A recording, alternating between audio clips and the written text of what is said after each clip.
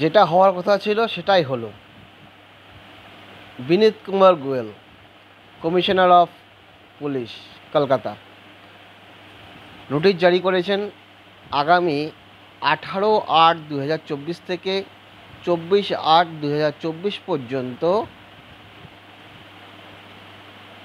এই 7 দিন মিটিং মিছিল না হওয়ার নির্দেশ জারি করেছেন। এই মিটিং মিছিল করা যাবে না যে যে অঞ্চলে, সেগুলো হচ্ছে গিয়ে on the east by Belgachia road, on the west by Shyambajar 5 Point Crossing, on the north by along the northern pavement,